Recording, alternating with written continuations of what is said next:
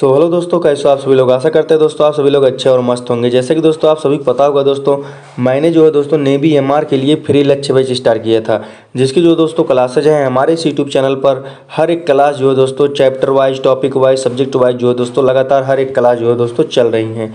अगर दोस्तों आप लोगों ने अभी तक नहीं देखा है तो दोस्तों आप लोग हमारे चैनल के प्ले लिस्ट में जा करके हर एक वीडियो जो है दोस्तों chapter wise, topic wise, subject wise जो है दोस्तों देख सकते हैं। दोस्तों आज की इस वीडियो में जो दोस्तों ज्योग्राफी यानी जो दोस्तों भूगोल की जो दोस्तों जो भारत की जो प्रमुख मिट्टियां हैं जो दोस्तों आज की इस वीडियो में हम कवर करने वाले हैं। तो चलिए दोस्तों वीडियो को अब हम शुरू करते हैं। तो दोस्तों जो पहला क्वेश्चन है हमारा, भारत में सबसे अधिक उपजाऊ मृदा कौन सी है। तो दोस्तों आपको बताना है कि जो भारत में सबसे अधिक उपजाऊ मृदा कौन सी है। लाल मृदा है या काली मृदा है या जलोढ़ मृदा है या चूनेदार मृदा है। तो जल्दी बताइए दोस्तों इसका राइट आंसर क्या होगा। तो दोस्तों इसका जो राइट आंसर हो जाएगा हमारा ऑप्शन नंबर सी, जलोढ़ मृदा। दोस्तों अगर आप सभी को ऑप्शन पता हो कौन सा सही है तो दोस्तों सबसे पहले आप लोग ऑप्शन कमेंट में कीजिए। उसके बाद जो दोस्तों आप लोग आंसर के दीजिए और लास्ट में जो है दोस्तों आप लोग हमें ज़रूर बताना कि आप लोगों ने जो है दोस्तों कितने क्वेश्चन में से कितना क्वेश्चन सही किया। चलिए चलते हैं दोस्तों अब हम दूसरे क्वेश्चन की तरफ। तो दोस्तों जो अगला क्वेश्चन है हमारा, भारत के सर्वाधिक क्षेत्र पर किस प्रकार की मिट्टी का विस्तार पाया जाता है। तो दोस्तों आपको बताना है कि भारत के सर्वाधिक क्षेत्र पर किस प्रकार की मिट्टी का विस्तार पाया जाता है। जलोढ़ मृदा का या काली मृदा का या लाल मिट्टी का या जो दोस्तों लैटेराइट मृदा का। तो जल्दी बताइए दोस्तों इसका राइट आंसर क्या होगा। तो दोस्तों इसका जो राइट आंसर हो जाएगा हमारा ऑप्शन नंबर जो है ए। ठीक है दोस्तों, ऑप्शन नंबर ए, जलोढ़ मृदा का। भारत के सर्वाधिक क्षेत्र पर जो है दोस्तों जलोढ़ मिट्टी का जो है दोस्तों विस्तार पाया जाता है। तो ऑप्शन ए नंबर हमारा बिल्कुल राइट आंसर हो जाएगा। चलिए चलते हैं अब हम अगले क्वेश्चन की तरफ। तो दोस्तों जो अगला क्वेश्चन है हमारा, भारतीय कृषि अनुसंधान परिषद के अनुसार भारत में कितने प्रकार की मिट्टियाँ पाई जाती हैं। तो दोस्तों आपको बताना है कि भारतीय कृषि अनुसंधान परिषद के अनुसार भारत में कितनी प्रकार की मिट्टियाँ पाई जाती हैं। 4 प्रकार की या दोस्तों 5 प्रकार की या 6 प्रकार की या 8 प्रकार की। तो जल्दी बताइए दोस्तों इसका राइट आंसर क्या होगा। तो दोस्तों इसका जो राइट आंसर हो जाएगा हमारा ऑप्शन नंबर डी, 8 प्रकार की। भारतीय कृषि अनुसंधान परिषद के अनुसार भारत में 8 प्रकार की मिट्टियाँ पाई जाती हैं। तो ऑप्शन डी नंबर हमारा बिल्कुल राइट आंसर हो जाएगा। चलिए चलते हैं अब हम अगले क्वेश्चन की तरफ। तो जो अगला क्वेश्चन है हमारा, क्षेत्रीय विस्तार और कृषि में महत्व की दृष्टि से भारतीय मिट्टियाँ के कितने प्रमुख वर्ग हैं। तो दोस्तों आपको बताना है कि क्षेत्रीय विस्तार और कृषि महत्व के दृष्टि से भारतीय मिट्टियाँ के कितने प्रमुख वर्ग हैं। 2 वर्ग हैं या 3 वर्ग हैं या 4 हैं या 6 हैं। तो जल्दी बताइए इसका राइट आंसर क्या होगा। तो दोस्तों इसका जो राइट आंसर हो जाएगा हमारा ऑप्शन नंबर सी, 4 वर्ग हैं। क्षेत्रीय विस्तार और कृषि में महत्व की दृष्टि से भारतीय मिट्टियाँ जो है 4 वर्गों में जो है दोस्तों प्रमुख वर्ग हैं। तो ऑप्शन सी नंबर हमारा बिल्कुल राइट आंसर हो जाएगा। चलिए चलते हैं अब हम अगले क्वेश्चन की तरफ। तो दोस्तों जो अगला क्वेश्चन है हमारा, तटीय मैदानों और उत्तर भारत के मैदानों में उत्कृष्ट मृदा है। तो अब आपको बताना है कि तटीय मैदानों और उत्तर भारत के मैदानों में उत्कृष्ट मृदा कौन सी है। जलोढ़ मृदा है या रुक्ष मृदा है या काली मृदा है या लाल मृदा है। तो जल्दी बताइए इसका राइट आंसर क्या होगा। तो दोस्तों इसका जो राइट आंसर हो जाएगा हमारा ऑप्शन नंबर ए, जलोढ़ मृदा।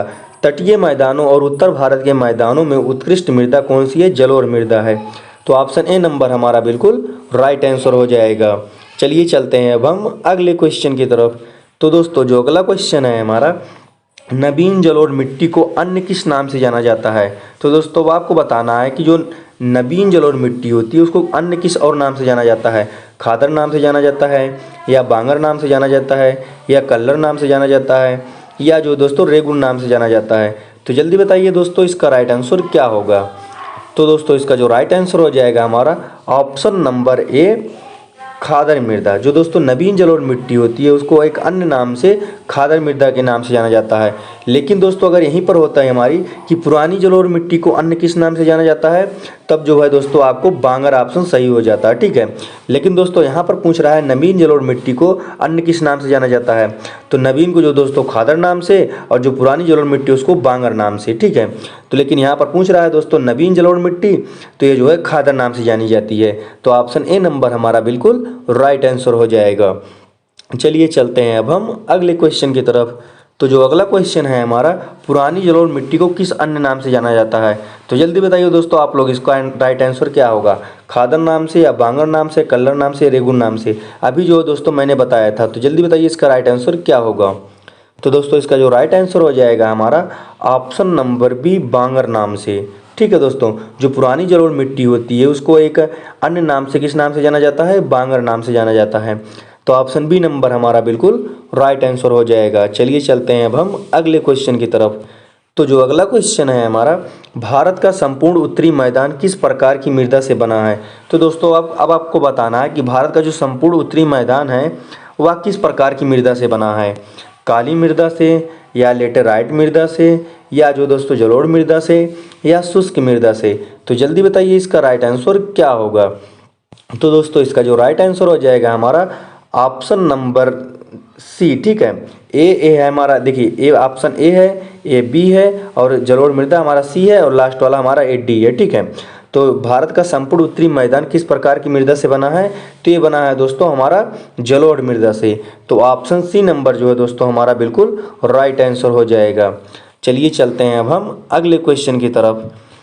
तो दोस्तों जो अगला क्वेश्चन है हमारा, गंगा के जलोढ़ मिट्टी की भूमि सतह के नीचे है, तो लगभग कितने नीचे है दोस्तों आपको बताना है? 600 मीटर, 6000 मीटर, या दोस्तों 800 मीटर, या 100 मीटर? तो जल्दी बताइए इसका राइट आंसर क्या होगा?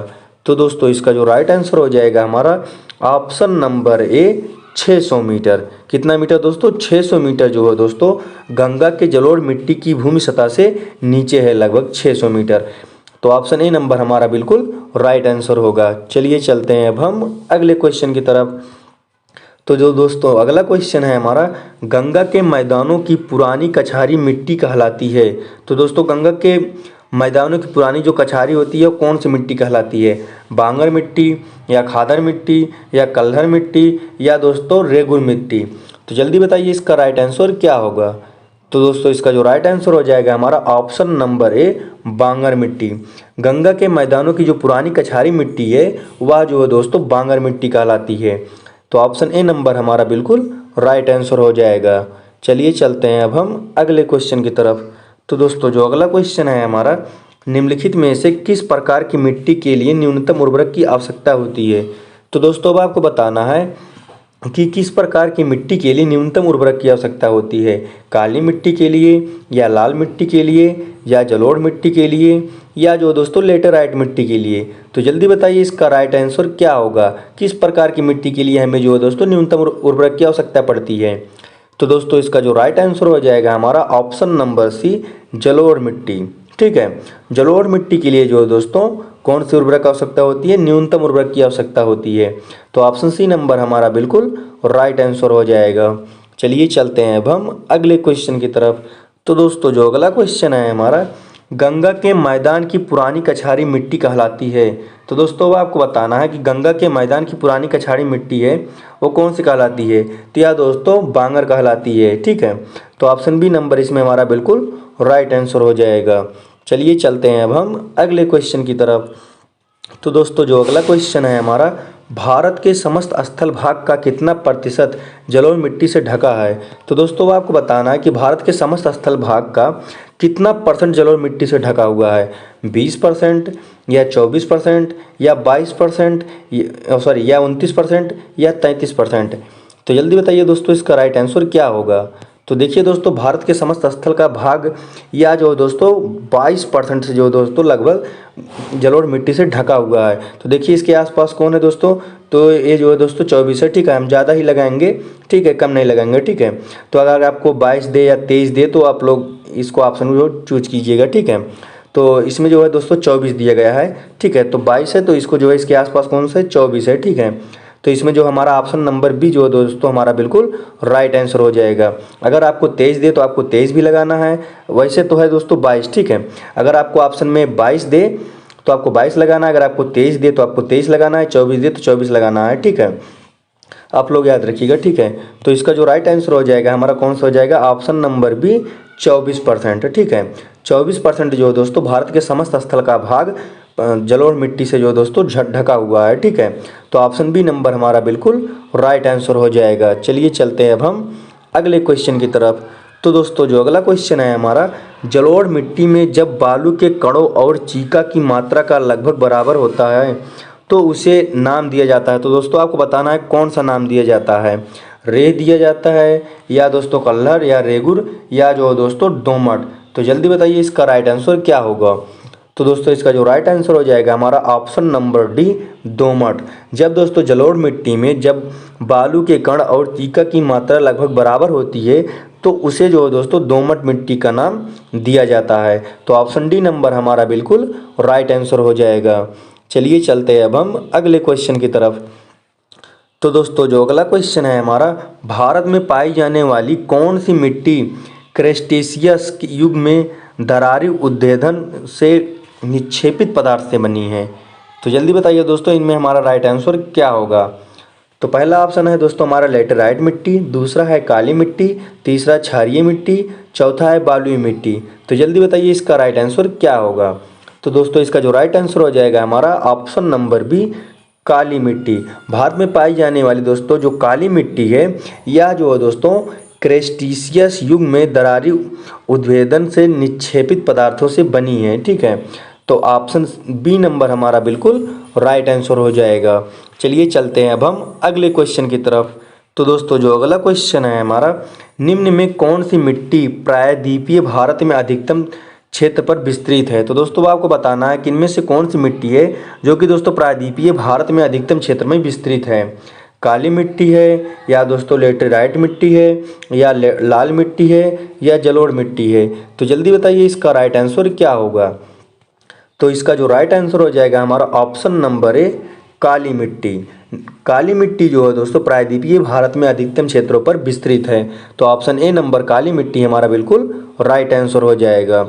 चलिए चलते हैं अब हम अगले क्वेश्चन की तरफ। तो दोस्तों जो अगला क्वेश्चन है हमारा, कपास की खेती के लिए सर्वोत्तम मिट्टी होती है। तो दोस्तों आपको बताना है कि कपास की खेती के लिए सर्वोत्तम मिट्टी कौन सी होती है। काली मिट्टी होती है या लाल मिट्टी होती है या चिकनी मिट्टी या जो दोस्तों लेटेराइट मिट्टी। तो जल्दी बताइए दोस्तों इसका राइट आंसर क्या होगा। तो दोस्तों कपास की खेती के लिए जो दोस्तों सर्वोत्तम मिट्टी होती है वह काली मिट्टी होती है। तो ऑप्शन ए नंबर जो है दोस्तों हमारी बिल्कुल राइट आंसर हो जाएगा।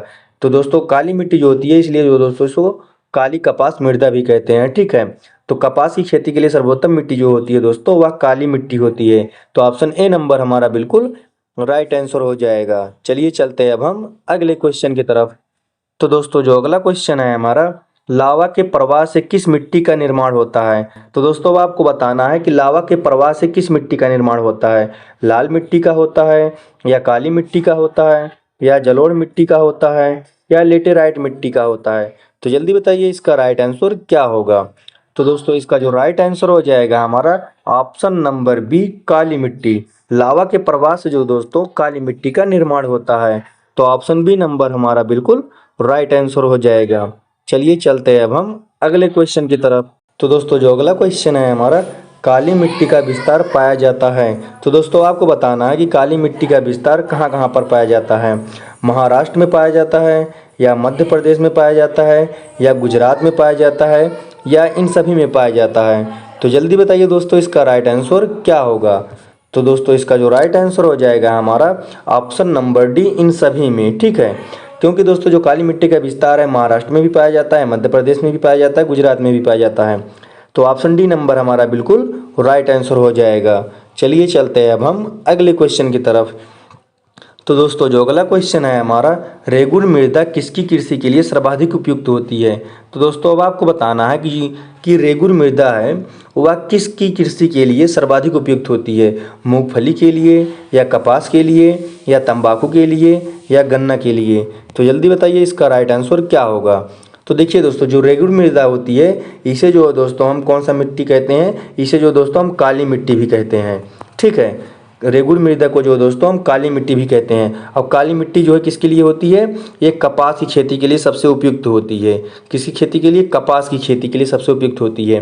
तो देखिए रेगुर मृदा किसकी कृषि के लिए उपयुक्त सर्वाधिक उपयुक्त होती है, तो ये होती है दोस्तों कपास की खेती के लिए। क्यों, क्योंकि रेगुर मृदा को जो है दोस्तों हम काली मिट्टी भी कहते हैं। तो काली मिट्टी होती है हमारी कपास के लिए। तो इसका मतलब जो है दोस्तों जो रेगुर मृदा है या जो दोस्तों कपास खेती के लिए सर्वाधिक उपयुक्त है। तो ऑप्शन बी नंबर हमारा बिल्कुल राइट आंसर हो जाएगा। चलिए चलते हैं अब हम अगले क्वेश्चन की तरफ। तो दोस्तों जो अगला क्वेश्चन है हमारा, अब निम्नलिखित में कौन सी मिट्टी जैव पदार्थों से भरपूर होती है। तो अब आपको बताना है कि कौन सी मिट्टी है जो कि जैव पदार्थों से भरपूर होती है। काली मिट्टी है, या मखरली मिट्टी है, या लाल मिट्टी है, या जलोढ़ मिट्टी है। तो जल्दी बताइए इसका राइट आंसर क्या होगा। तो दोस्तों इसका जो राइट आंसर हो जाएगा हमारा ऑप्शन नंबर ए, काली मिट्टी। निम्नलिखित में से जो दोस्तों जो काली मिट्टी है या दोस्तों जैव पदार्थों से भरपूर होती है। तो ऑप्शन ए नंबर हमारा बिल्कुल राइट आंसर हो जाएगा। चलिए चलते हैं अब हम अगले क्वेश्चन की तरफ। तो दोस्तों जो अगला क्वेश्चन है हमारा, भारत की निम्नलिखित मृदाओं में से कौन सी बेसाल्ट लावा के अपक्षय के कारण निर्मित हुई है। तो दोस्तों अब आपको बताना है कि कौन सी मिट्टी है जो कि दोस्तों बेसाल्ट लावा के अपक्षय के कारण निर्मित हुई है। तो लेटेराइट मृदा है, या रेगुर मृदा है, या लाल मृदा है, या जो दोस्तों जलोढ़ मृदा है। तो जल्दी बताइए इसका जो है दोस्तों राइट आंसर क्या होगा। तो दोस्तों इसका जो राइट आंसर हो जाएगा हमारा ऑप्शन नंबर बी, काली मिट्टी यानी कि रेगुर मृदा।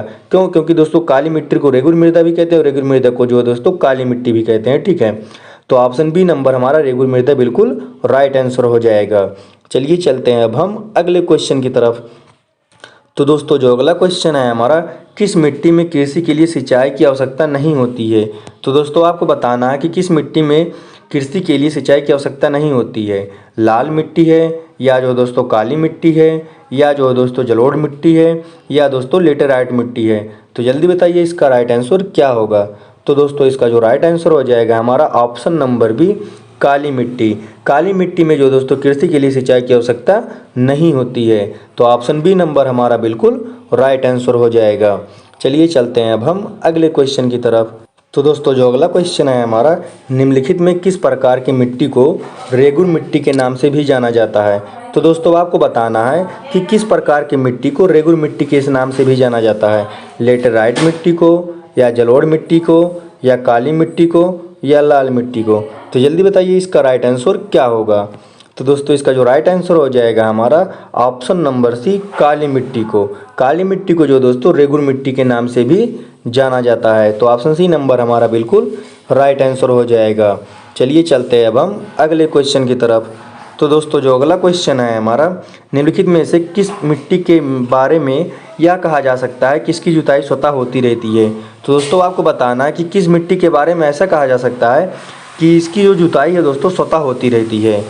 लाल मिट्टी के बारे में, या काली मिट्टी के बारे में, या लेटेराइट मिट्टी के बारे में, या जलोढ़ मिट्टी के बारे में। तो जल्दी बताइए इसका राइट आंसर क्या होगा। तो दोस्तों इसका जो राइट आंसर हो जाएगा हमारा ऑप्शन नंबर बी, काली मिट्टी के बारे में। काली मिट्टी के बारे में दोस्तों ऐसा कहा जा सकता है कि इसकी जो जुताई है स्वतः होती रहती है। तो ऑप्शन बी नंबर हमारा बिल्कुल राइट आंसर हो जाएगा। चलिए चलते हैं अब हम अगले क्वेश्चन की तरफ।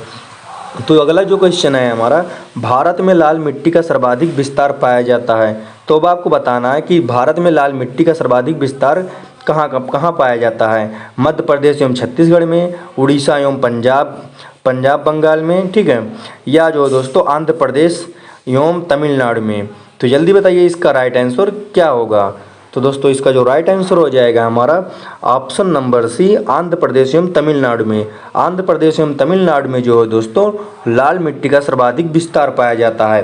तो ऑप्शन सी नंबर हमारा बिल्कुल राइट आंसर हो जाएगा। चलिए चलते हैं अब हम अगले क्वेश्चन की तरफ। तो दोस्तों जो अगला क्वेश्चन है हमारा, प्रायद्वीपीय भारत में क्षेत्रीय मृदा के निम्न प्रकारों में से कौन सा है। तो दोस्तों अब आपको बताना है कि प्रायद्वीपीय भारत में क्षेत्रीय मृदा के निम्न प्रकारों में से कौन सा है। जलोढ़ मृदा है, या वन मृदा है, या लाल और पीली मृदा है, या खारी मृदा है। तो जल्दी बताइए इसका राइट आंसर क्या होगा। तो दोस्तों इसका जो राइट आंसर हो जाएगा हमारा ऑप्शन नंबर सी, लाल और पीली मृदा। लाल और पीली मृदा जो दोस्तों प्रायद्वीपीय भारत में क्षेत्रीय मृदा के प्रकारों में से है। ठीक है, तो ऑप्शन सी नंबर हमारा बिल्कुल राइट आंसर हो जाएगा। चलिए चलते हैं अब हम अगले क्वेश्चन की तरफ। तो दोस्तों जो अगला क्वेश्चन है हमारा, तमिलनाडु के 2/3 क्षेत्र पर किस मिट्टी का विस्तार पाया जाता है। तो अब आपको बताना है कि तमिलनाडु के 2/3 क्षेत्रों पर किस मिट्टी का विस्तार पाया जाता है। लाल मिट्टी का, काली मिट्टी का, या लेटेराइट मिट्टी का, या जलोढ़ मिट्टी का। तो जल्दी बताइए इसका राइट आंसर क्या होगा। तो दोस्तों इसका जो राइट आंसर हो जाएगा हमारा ऑप्शन नंबर ए, लाल मिट्टी का। लाल मिट्टी का जो दोस्तों तमिलनाडु के 2/3 क्षेत्र पर जो है दोस्तों विस्तार पाया जाता है। तो ऑप्शन ए नंबर हमारा बिल्कुल राइट आंसर हो जाएगा। चलिए चलते हैं अब हम अगले क्वेश्चन की तरफ। तो दोस्तों जो अगला क्वेश्चन है हमारा, लेटेराइट मिट्टी महत्वपूर्ण रूप से पाई जाती है। तो दोस्तों आपको बताना है कि लेटेराइट मिट्टी जो दोस्तों महत्वपूर्ण रूप से कहाँ पर पाई जाती है, मालवीय तटीय क्षेत्र पर, या दोस्तों कोरोमंडल तटीय क्षेत्र पर, या जो दोस्तों बुंदेलखंड में, या दोस्तों बघेलखंड में। तो जल्दी बताइए इसका राइट आंसर क्या होगा। तो दोस्तों इसका जो राइट आंसर हो जाएगा हमारा ऑप्शन नंबर ए, मालाबार तटीय क्षेत्र में। मालाबार तटीय क्षेत्र में जो है दोस्तों लेटेराइट मिट्टी महत्वपूर्ण रूप में पाई जाती है। तो ऑप्शन ए नंबर हमारा बिल्कुल राइट आंसर हो जाएगा। चलिए चलते हैं अब हम अगले क्वेश्चन की तरफ। तो दोस्तों जो अगला क्वेश्चन है हमारा, किस मिट्टी में लोहे और एल्युमिनियम की ग्रंथियाँ पाई जाती है। तो दोस्तों अब आपको बताना है कि किस मिट्टी में लोहे और एल्युमिनियम की ग्रंथियाँ पाई जाती है, काली मिट्टी में, या जलोढ़ मिट्टी में, या लाल मिट्टी में, या लेटेराइट मिट्टी में। तो दोस्तों इसका जो राइट आंसर हो जाएगा हमारा ऑप्शन नंबर डी, लेटेराइट मिट्टी में। लेटेराइट मिट्टी में जो है दोस्तों लोहे और एल्युमिनियम की ग्रंथियाँ पाई जाती है। तो आशा करते हैं दोस्तों आप सभी को यह वीडियो पसंद आया होगा। और दोस्तों जो हमारी क्लासेज हैं हमारे इस यूट्यूब चैनल पर जो है दोस्तों लगातार हर एक क्लास जो है दोस्तों subject wise, chapter wise, topic wise जो दोस्तों हर एक क्लास चल रही हैं। अगर दोस्तों आप लोगों ने अभी तक नहीं देखा है तो दोस्तों आप लोग हमारे चैनल के प्लेलिस्ट में जा करके हर एक वीडियो जो है दोस्तों chapter wise, topic wise, subject wise जो है दोस्तों देख सकते हैं। तो आशा करते हैं दोस्तों आप सभी को यह वीडियो पसंद आया होगा। तो दोस्तों यदि आप सभी को वीडियो पसंद आया हो तो चैनल को सब्सक्राइब करके वीडियो को लाइक कर दीजिएगा। मिलते हैं दोस्तों जल्द से जल्द न्यू वीडियो के साथ। तब तक के लिए जय हिंद, जय भारत।